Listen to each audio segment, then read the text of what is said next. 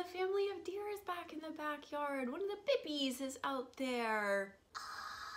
They're so cute.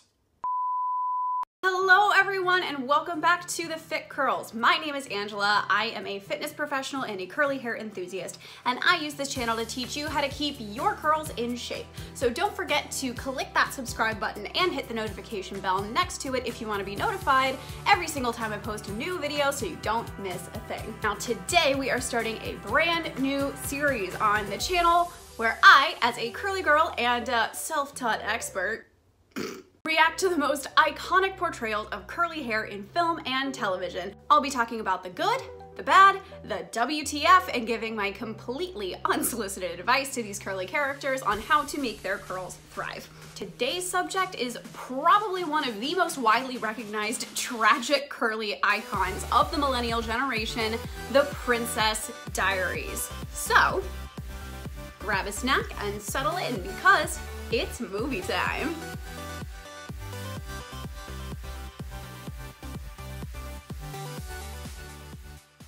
Now, we all remember the premise of this movie, right? Totally normal, invisible, unpopular teenager finds out that, surprise, she's royalty. From the first minute we set eyes on Mia, there is a lot to talk about in terms of her hair. We've got the classic triangle head shape. Mia's hair is not layered at all. It's all one length, and as a result, those curls are forming a nice pyramid around her head. Looks like she has, I'd say, coarse and high density hair. Her hair looks very thick and it doesn't look particularly smooth. Now, granted, curls usually don't, but at the same time, I get the impression just from looking at the amount of frizz that she's carrying that she probably has relatively coarse hair.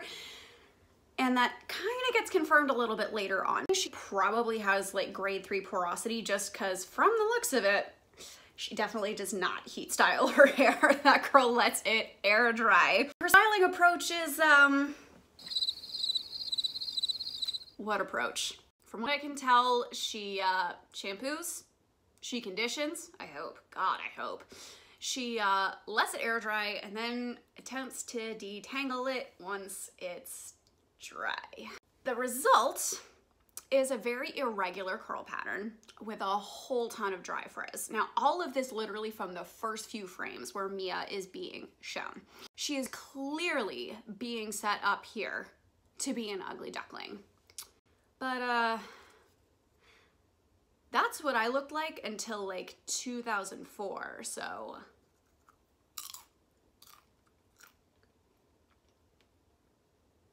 Now, just a few seconds later, we meet Mia's mom, which is very clearly who she got her curly hair pattern from, and also her lack of styling skills. Now, to give Mia's mom credit, she's at least got a decent shape. She's got some face framing, but woman clearly never left the 80s in terms of her hairstyle, and as such, she didn't really have any valuable information to pass on to Mia. From the first second Mia arrives at school, we meet the popular girls, aka the Lynnettes. Lana, Anna, and Fontana, because everybody remembers the early 2000s trend of having all of your friends' names rhyme with yours. And wouldn't you know it, every single one of these girls has perfectly silky, straight hair. Coincidence? I think not!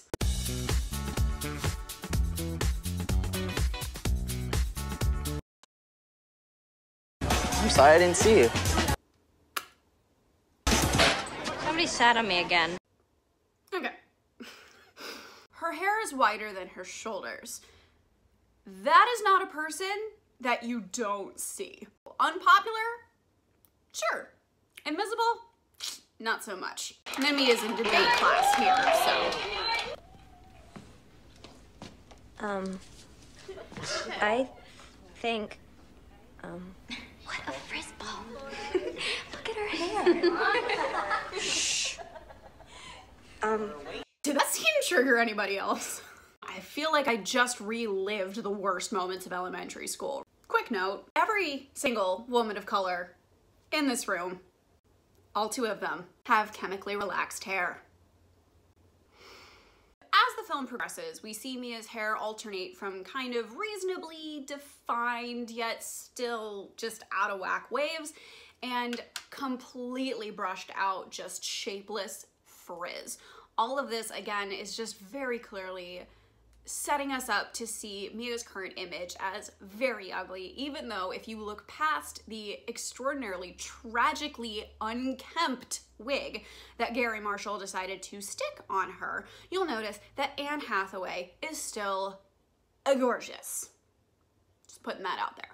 So for the next chunk of the film, Mia first finds out that she is a princess and gives us gems such as, just in case I'm not enough of a freak already, let's add a tiara. I mean, I'd say add some product first before you add a tiara, but yeah, sure, okay. And then comes the makeover. Mia's grandmother, the Queen of Genovia, brings in a professional stylist to give Mia a brand new princess look. This is such a perfect opportunity for the stylist to really dig in there and teach Mia how to take care of her natural texture. But, oh,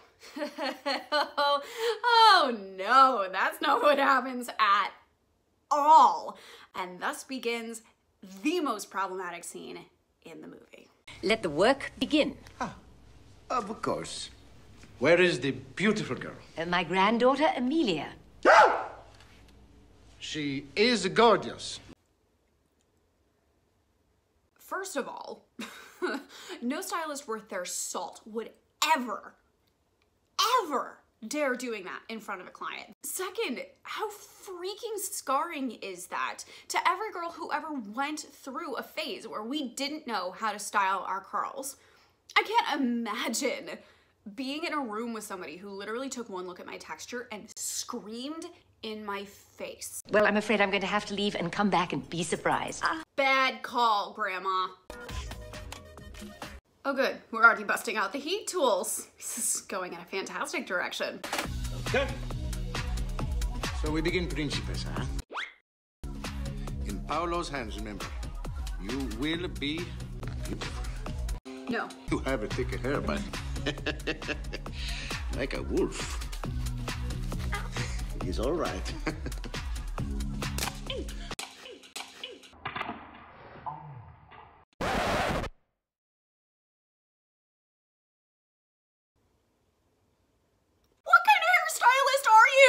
He brushes her hair starting at the root, in the back, from the roots.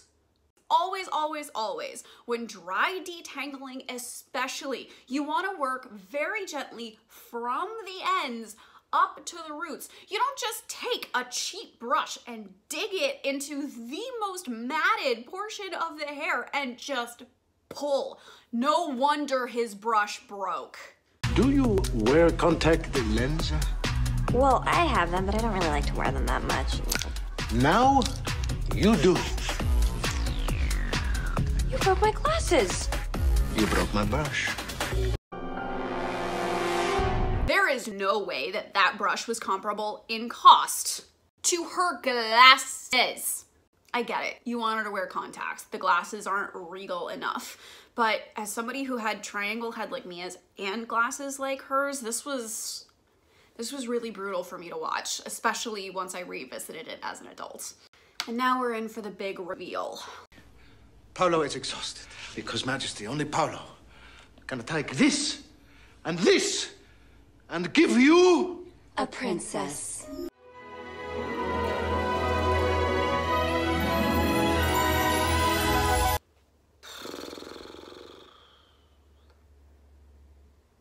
Here's the thing, okay? She looks gorgeous. Like, seriously gorgeous. But of course she does. She's Anne freaking Hathaway. Have you seen that bone structure? She'd look gorgeous as a chia pet. Like a literal chia pet. Anne naturally has much straighter hair, so it makes sense that they would just remove the wig and go to her natural texture. But if she was naturally a curly girl, this would be the most disappointing makeover ever. He didn't give her texture a chance. He just immediately took chemicals to it and massacred it. Chemical relaxers and permanent straightening treatments are extremely damaging. They're also really difficult to do without causing damage. I doubt that this guy, who doesn't even know how to brush a woman's hair properly, should be trusted with doing chemical relaxing treatments. I'm gonna say, the pictures they show of Mia before are intentionally unflattering. I mean, just look at the expression on her face in these photos. She is not ready for them. And they're done in a very intentionally unflattering light. And when those pictures part and they reveal Mia with straight hair, the message becomes incredibly clear. Curly hair is unfit for a princess. And even worse, curly hair is ugly. This whole scene totally confirmed everything that so many of us curly girls already thought about ourselves. Growing up in the heroin chic 90s and coming of age in the Regina George 2000s meant that curls were completely out of fashion. Just by wearing our hair natural, we were automatically cursed to be unstylish, which basically taught us we weren't pretty. Literally couldn't be. I remember seeing this movie in theaters and wishing that I could get Mia's makeover so that I could finally fit in. It took over a decade to unlearn this patterning and this programming in my brain. It's so frustrating to look back on how this movie handled curly hair and how damaging that message of straight hair is beautiful hair really was. So now that Mia's curls have officially been permanently uncurled, we get to see the reaction from who might be the worst best friend in all of cinema history, Lily Moscovitz. Michael, don't always think you can get a ride with us. Oi, who destroyed you? Oh, you think it looks that bad? You look ridiculous. You should sue. Well, I know that it's a little, straighter and shorter. Weirder? An attractive weirdo. No, it's not attractive. Seatbelts, please. What I really can't understand, you ditched me again yesterday when I really needed your help on the Greenpeace petition. You used to care more about what was inside your head instead of on it. Come on, Mia, fess up. I don't know where you are these days, and now you're turning into an A-crowd wannabe? And who knows, next week you could be waving pom-poms in my face. You sold out. Okay, so this was just completely unnecessary. Like really unnecessary. Part of Lily's message was pretty much on point. We shouldn't change our looks to fit someone else's idea of beauty.